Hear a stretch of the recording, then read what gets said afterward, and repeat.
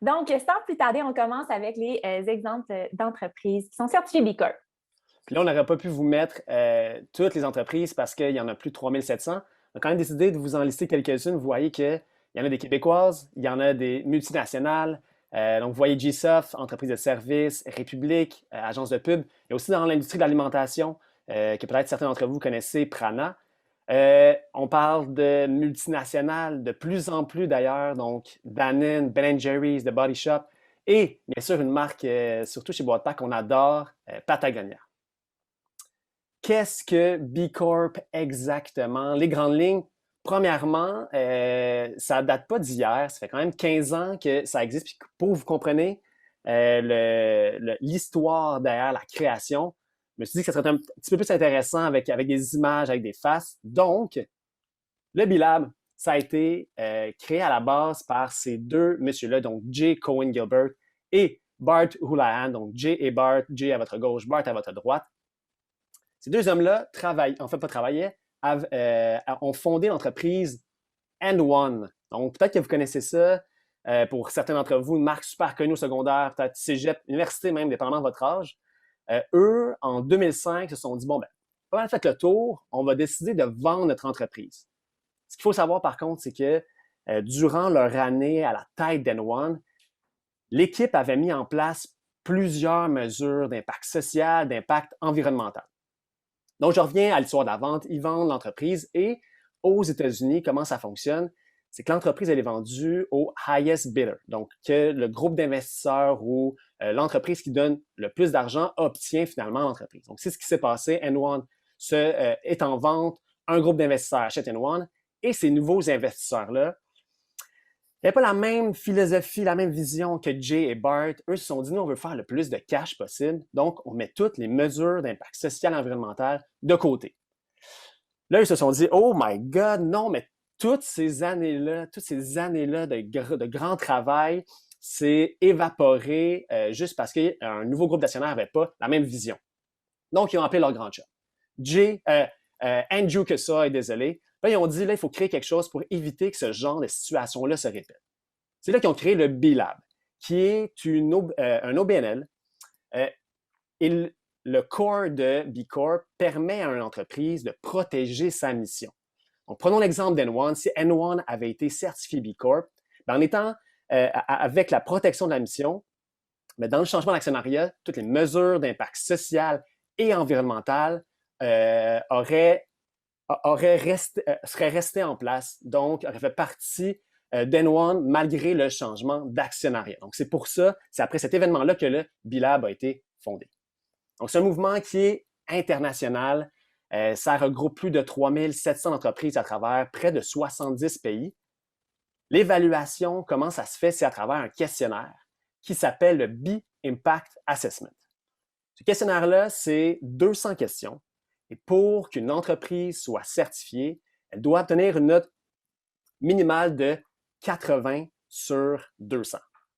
Autre chose assez importante à savoir, c'est que pour qu'une entreprise préserve sa certification, elle doit se recertifier à tous les 3 ans.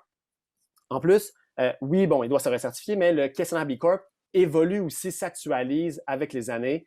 Donc, à tous les 3 ans, le questionnaire change au niveau des questions.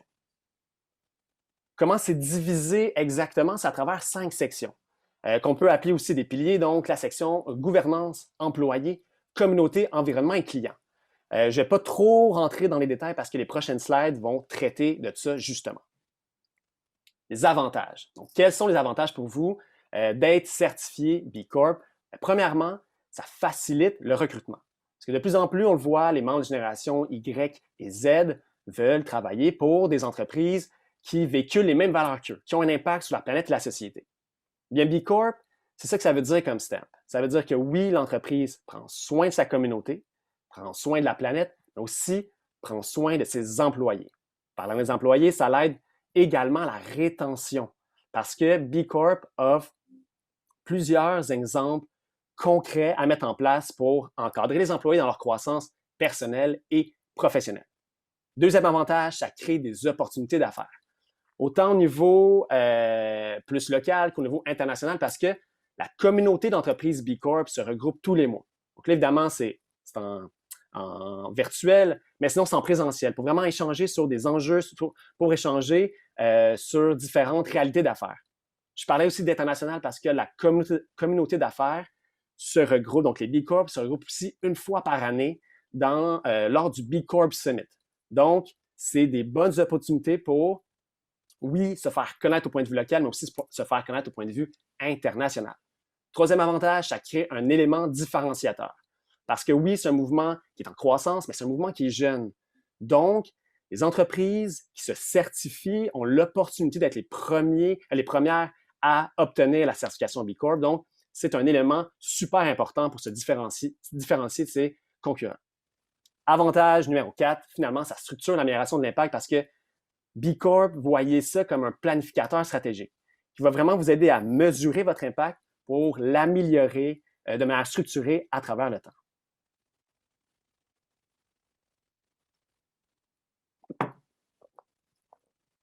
Grosse gorgée d'eau. Je voulais juste être sûr d'être prêt pour les prochaines slides. Donc, qu'est-ce que le BIA? Je vous ai parlé du questionnaire qui permet d'évaluer l'impact de l'entreprise. Ça, c'est, avant de commencer dans chacune des sections, ça, c'est vraiment le dashboard, donc le visuel que vous allez voir dans le questionnaire B Corp. Vous voyez à votre gauche, vous voyez la note de 151,5. Vous voyez l'échelle, c'est 200. Ça, c'est pour vous montrer qu'obtenir 200, c'est impossible. Donc, B Corp juge qu'évidemment, une entreprise ne peut pas être parfaite. 151,5, pour vous donner une petite idée, c'est la note de Patagonia. Vous voyez, pour ceux qui connaissent l'entreprise, vous savez à quel point elle est exemplaire à plusieurs niveaux. Puis vous voyez que oui, elle est proche de 200, mais reste qu'elle n'est pas à 198. 80, c'est la note de passage et 50,9, c'est la note moyenne obtenue par une entreprise dite traditionnelle. Donc, il n'y a pas nécessairement de mesures d'initiatives d'impact social et environnemental en place. À votre droite, vous voyez les cinq sections. Éléments à considérer, c'est vraiment la somme des 5 sections. Donc, si vous n'avez pas d'employés, vous pouvez quand même être B Corp. Si vous n'avez pas beaucoup de mesures environnementales en place, par contre, vous êtes super bon au niveau communautaire, au niveau des employés, au niveau de la gouvernance, c'est vraiment la somme des 5 sections qui va être prise en considération. Si elle est égale à 80, vous êtes correct. Et là, dernier élément vraiment à considérer, seules les entreprises à but lucratif peuvent être certifiées B Corp. Donc, que vous soyez une Inc., une coop, une société d'État, si vous êtes à but lucratif, vous pouvez être certifié B Corp. Malheureusement, les OBNL ne peuvent être certifiés B Corp pour l'instant. Par contre, ils peuvent quand même utiliser cet outil-là, le questionnaire, le B Impact Assessment, qui est un outil en ligne gratuit. Donc, les OBNL peuvent sans difficulté utiliser cet outil-là pour vraiment structurer l'amélioration de leur impact. Donc, première section, la section gouvernance. Avant de rentrer, j'imagine qu'il y a des gens qui sont arrivés en cours de route pendant que Thomas parlait. Si jamais vous pouvez écrire votre industrie puis la grosseur de votre entreprise, êtes-vous une start-up, une PME, une grande entreprise, ça serait super cool qu'on voit ça dans le chat. Bienvenue Charles, tu es arrivé, je pense, un petit peu après. Donc, on a fait une petite histoire. C'est quoi B-Lab? C'est qui a créé la certification B Corp? On a vu même la tête des 3 gars grâce à Thomas. Donc, vous avez le 5 piliers, vous savez qu'est-ce que ça apporte de devenir B Corp. On comprend maintenant le BIA, qui est le B Impact Assessment, qu'on peut remplir en ligne. Toute entreprise peut la remplir, même un organisme à but non lucratif. Et là, on va décortiquer les piliers du BIA. Le premier étant la gouvernance. C'est un des piliers les plus importants, principalement l'aspect juridique. Tantôt, Thomas en parlait. N1 n'avait pas protégé sa mission. Ce que ça a fait, c'est quand ça a été racheté, ça dissout la mission qui était très sociale et environnementale. Donc, quand on devient B Corp, ça veut dire qu'on protège notre mission. Ça veut dire qu'on met sur le même pied d'égalité la maximisation des profits et le bien-être de ses collaborateurs. Donc, il faut modifier ces documents juridiques. Ça ne veut pas dire changer sa forme juridique, c'est vraiment modifier ces documents juridiques. Ensuite, on va parler d'éthique et de transparence. L'éthique, c'est quoi? C'est premièrement d'avoir un code d'éthique à l'interne pour vos employés, mais aussi de bien le communiquer, que ce soit dans le onboarding et au fil du temps à vos employés. C'est un peu de walk the talk. Ce que vous dites dans le code d'éthique, il faut le faire. La transparence, comment ça peut être mesurer, quantifier, ça peut être au niveau de votre impact social et environnemental. Est-ce que vous, justement, vous la partagez sur votre site Internet? Est-ce que vous partagez votre impact social et environnemental à vos employés? La transparence à ce niveau-là, c'est l'authenticité. Vous pourriez aussi décider d'être transparent au niveau de vos activités financières. Donc, que ce soit vos revenus, vos salaires, vos ventes, est-ce que vous les montrez à vos employés? Est-ce que vous êtes transparent à ce niveau-là? Finalement, on a conseil d'administration. Donc, selon B Corp, on va regarder c'est qui prend les décisions. Est-ce que c'est une personne? Est-ce que c'est plusieurs personnes? Est-ce que c'est un CA? Donc, plus votre entreprise est démocratique, mieux c'est selon B Corp. Ensuite, on rentre dans le pilier collaborateur, collaboratrice ou bedon, employé. Donc, ça mesure plusieurs trucs. Premièrement, la croissance professionnelle et personnelle de vos employés. Ça, c'est à travers les formations. C'est du onboarding à leur ancienneté. Ça fait 10 ans qu'ils sont là. Est-ce que vous continuez à les former? Est-ce qu'il y a des formations à l'interne, mais aussi des formations externes? La croissance, c'est aussi de regarder si vous avez des rencontres, votre communication avec vos employés. Est-ce que vous parlez à toutes les semaines, à tous les mois? Est-ce que vous avez des bonnes discussions avec eux? Prestations supplémentaires, il y aurait le côté plus traditionnel, les assurances. Mais c'est sûr que les prestations supplémentaires, ça devient vraiment plein d'autres choses, les fameux perks. Donc, on peut être super créatif, mais par exemple, de l'argent pour le sport, des horaires flexibles, etc. Satisfaction des employés. Là, on va, à travers le B Corp, on va regarder premièrement, si vous évaluez la satisfaction de vos employés et si vous mettez des mesures en place pour l'améliorer, cette satisfaction-là. On rentre dans collectivité, communauté. Donc, ce pilier-là, on va regarder diversité et inclusion. Donc, à l'interne, est-ce que vous mettez des actions concrètes pour améliorer la diversité et l'inclusion dans vos employés? Ensuite, pour les choix de vos fournisseurs, est-ce que vous y allez d'un côté diversité et inclusif? Implication au sein de la communauté locale. Là, on va regarder si vous faites des dons en argent et des dons en temps, donc le bénévolat. Relation avec les fournisseurs. On va regarder si votre relation, elle est étroite. Donc, les B Corp ont une bonne relation avec leurs fournisseurs. Tu sais, ce n'est pas d'avoir plein de fournisseurs tout éparpillés, c'est qu'ils soient locaux et que la relation soit étroite. Juste pour ajouter à ce que Alexandra a dit, vous voyez, communauté, collectivité, c'est juste collectivité étant la traduction qui a été faite par B Corp. Par contre, en anglais, c'est community, donc c'est pour ça qu'on utilise le terme communauté. Je reviens une slide plus bas. Collaborateur, collaboratrice ou employé, c'est la même chose. C'est la traduction que le B Corp a faite pour workers. Gardez aussi en tête, des fois, c'est un terme qui est mal compris par les gens qui remplissent le BIA. Quand on parle de collaborateurs, collaboratrices, dans cette section-là, surtout, on parle des employés. Merci, Tom. On arrive au pilier environnement. Donc, lorsqu'on va regarder, c'est vos achats. Est-ce que vos achats sont responsables? Est-ce qu'ils sont locaux? Ensuite, émissions de gaz à effet de serre émis, gestion des déchets et de l'énergie. Dans le fond, ce qu'on veut regarder avec le BIA, c'est est-ce que vous avez des actions en place pour mesurer les émissions de gaz, la gestion des déchets et des procédures en place pour améliorer le tout. Thomas en a parlé tout à l'heure, les points dans le BIA, c'est calculé par pilier. C'est possible que vous soyez une entreprise de service, puis pour vous, l'environnement, ce n'est pas nécessairement quelque chose qui est possible d'améliorer tant que ça. Donc, vous allez peut-être avoir à travailler plus fort sur le pilier collaborateur ou le pilier communauté. Donc, ce n'est pas non plus tous les points qui peuvent aller chercher partout. Ensuite, on a le pilier client.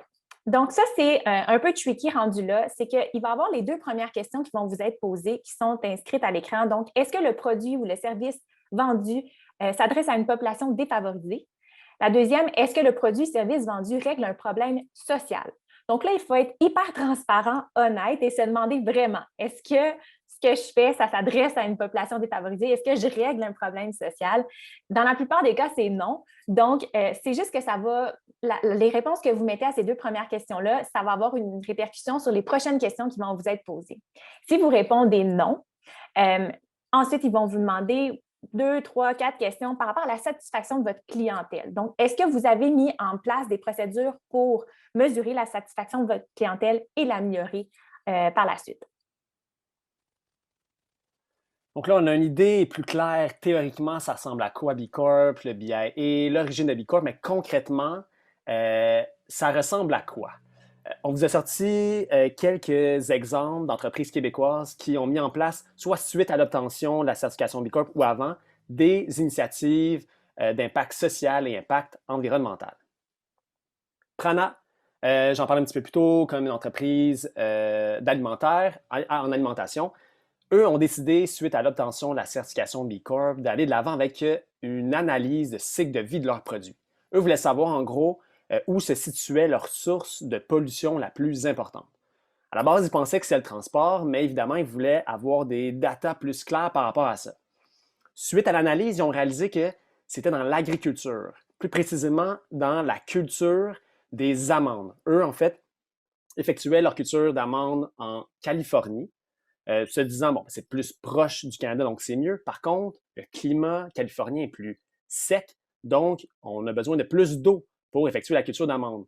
Donc finalement, la solution a été de faire la culture d'amandes en Espagne, où est-ce que l'eau est moins nécessaire étant donné le climat. Donc, ils ont amélioré concrètement leur empreinte écologique grâce à cette analyse de cycle de vie-là de leurs produits. Frank Oak, entreprise de vêtements, eux sont plus allés au niveau, entre autres, dans l'approvisionnement local pour leurs bureaux. Donc, tout ce qui touche les fournitures, bureaux et nourriture. Novalex, donc ça, c'est pour tous ceux qui nous ont mis entreprise de services. C'est un cabinet de services juridiques.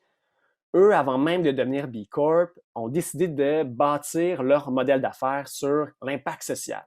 C'est-à-dire que pour chaque heure facturée, il y a une heure qui est donnée de façon pro bono, que ce soit pour n'importe quel service juridique, que ce soit pour service juridique familial, service juridique d'affaires. Donc, eux ont vraiment décidé de bâtir leur modèle d'affaires sur l'impact social et venir renforcer ça avec la certification B Corp.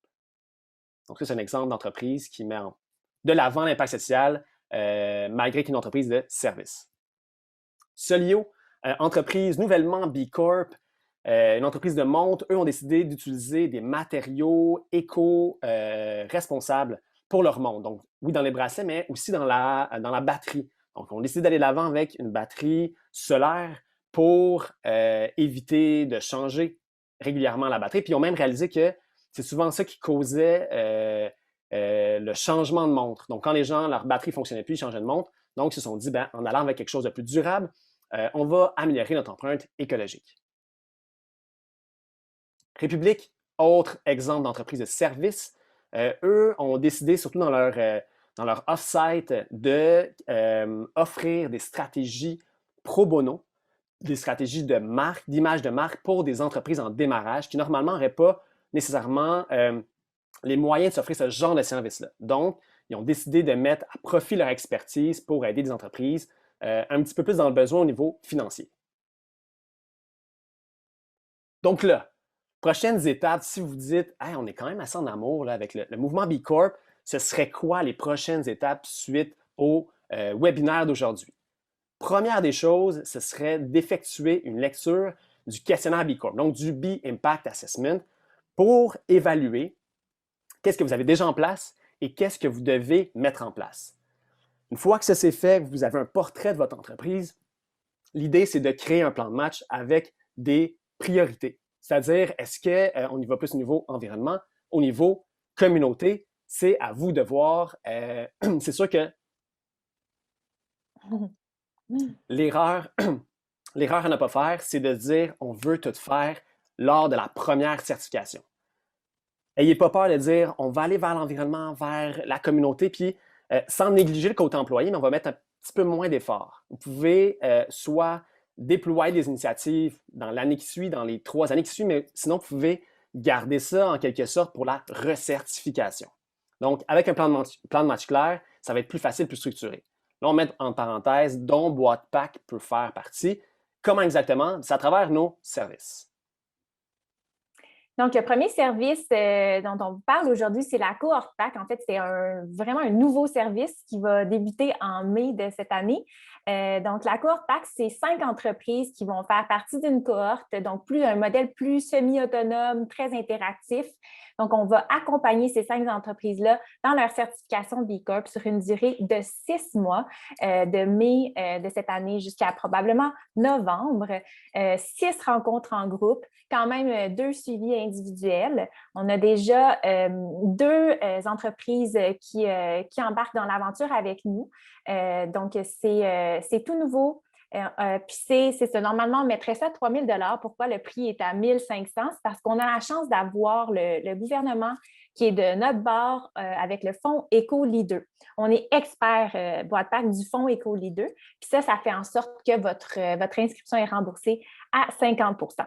Donc, si jamais vous avez des questions par rapport à la cohorte, n'hésitez pas à nous en faire part après le webinaire. Ensuite, on a l'accompagnement B Corp, qui est notre service plus traditionnel. On a la chance de travailler avec des entreprises, autant de services, de produits vraiment extraordinaires. Donc, c'est une durée de 9 mois qui s'est aussi remboursée à 50 % par le fonds Éco-Leader. C'est à partir de 12 000 $ nos tarifs. Pourquoi on dit 9 mois alors que la cohorte était 6? C'est sûr qu'au début, on va vous aider à terminer la complétion de votre BIA pour qu'il atteigne un minimum de 85 points sur les 200 points, comme Thomas l'expliquait tout à l'heure. Puis, dès le début de notre accompagnement avec vous, on va vous faire envoyer votre BIA au Bilab pour qu'il regarde. C'est parce qu'il y a comme une liste d'attente parce que c'est un mouvement vraiment en folie en ce moment. Donc, ça prend quand même du temps avant qu'ils vous reviennent, donc environ justement 9 mois. Donc, nous, ce qu'on fait, c'est que dès le début, on fait une analyse avec vous. Comme je vous dis, on envoie votre dossier au Bilab et le temps qu'ils vous reviennent, on met en place un plan d'action, des workshops avec vos employés, puis vraiment une belle stratégie. Puis quand le Bilab vous revient, fait que le plus gros de notre travail, nous, c'est les 4 premiers mois du 9 mois. Quand le Bilab vous revient autour du 5e mois pour vous poser des questions, vous demander des politiques en lien avec ce que vous avez dit que vous alliez faire, nous, on est là pour faire le suivi avec vous, pour s'assurer que tout est bien pour que vous puissiez obtenir la certification B Corp. Donc, ça, c'est notre service d'accompagnement. Donc, Boîte PAC, on existe vraiment pour faciliter le parcours vers l'entreprise responsable et engagée. On veut vraiment démocratiser l'amélioration de l'impact en entreprise. Vous avez entendu l'histoire du Bilab un peu plus tôt. On trouve que la façon qu'ils ont réfléchi le BIA, elle est extraordinaire. C'est vraiment pour créer c'est vraiment un 360 en fait qui vous donne un bon impact social, un bon impact environnemental. C'est 360, c'est des bases solides pour une entreprise responsable. Donc, que vous soyez une start-up, que vous soyez une PME, une plus vieille entreprise, c'est juste extraordinaire pour bâtir votre modèle d'affaires de façon plus responsable. Donc, en ce moment, Boîte PAC se concentre vraiment sur la certification B Corp. Nous, on veut responsabiliser les entreprises, puis on a trouvé une certification qui fait exactement ça. Donc, pour l'instant, on se concentre là-dessus. Puis, on est vraiment content, on adore pouvoir amener différentes entreprises vers la belle certification. Donc, petit wrap-up, vous avez vu c'est quoi la certification B Corp en détail quand même. Vous avez vu des initiatives inspirantes. Ça montre que les entreprises vont choisir différentes façons de devenir plus responsables. Puis, vous avez vu c'est quoi les prochaines étapes.